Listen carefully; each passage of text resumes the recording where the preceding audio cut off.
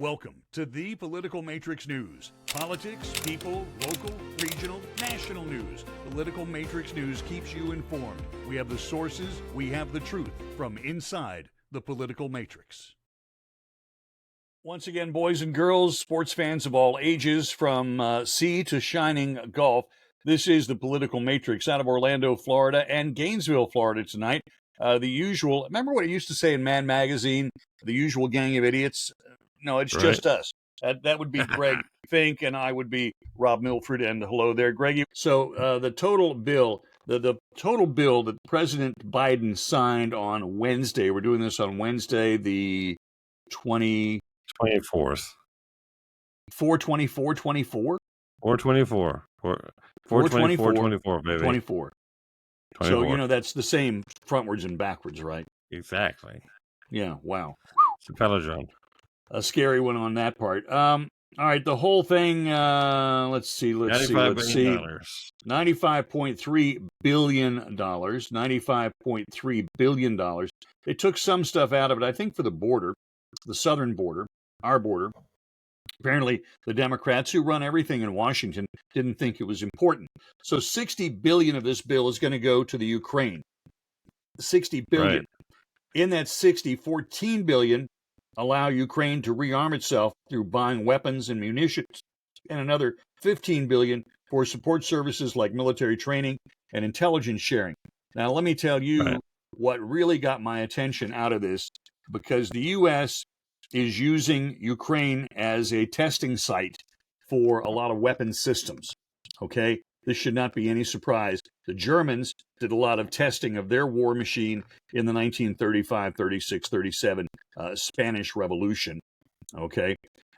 What we have sent there is what they call an ATACMS missile, ATACMS, ATACMS.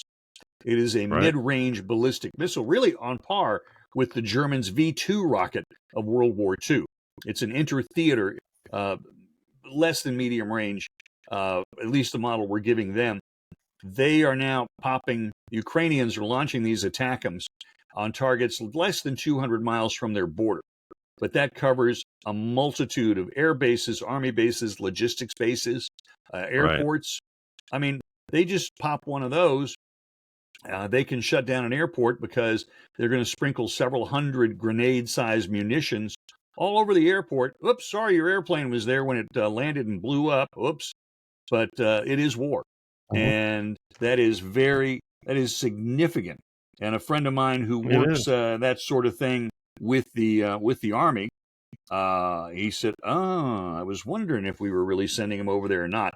The stories on the Associated Press and NBC, among others, here on Wednesday. A third of the money allocated, that's 60, so now we're talking 20 billion, allows Ukraine will be spent replenishing the U.S. military with weapons and equipment that are going to Kyiv. I really miss Kiev, because what are we going to call it? Chicken Kyiv now? I don't know. Right. Or Freedom Chicken, I suppose. No. And there's also $480 million to help Ukrainians displaced by the war.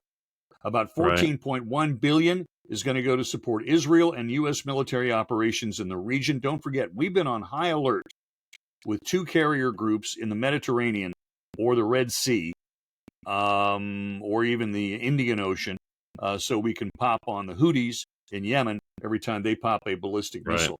And let's see. I guess a lot of this is going to be going toward it looks like all it's going toward humanitarian aid here with Gaza as well. I haven't gotten that far down. Military, $4 billion to boost Israeli air defenses, $1.2 billion for Iron Beam, which is the Israeli laser weapon system designed to intercept and destroy missiles. And let's see what else. Now, this is interesting. Now, this is the Associated Press. Ready for this? Here's how it's written. Let's see. Let me get to the right paragraph. Israel launched its war against Hamas after the militant group's unprecedented October 7th attack that killed about 1,200 people, mostly civilians in Israel. Israel launched its war against Hamas. What? I'm sorry. I did news for more than 40 years. Yeah, I think that is a biased statement. Just a lot. Yeah, there's a little fact Scratching my head. Man, oh man. Ready $9.2 billion for humanitarian assistance to provide food, water, shelter, and medical care to civilians in Gaza and the West Bank. So we're actually giving money to both sides in this war. Yes, we are. We're playing both sides literally.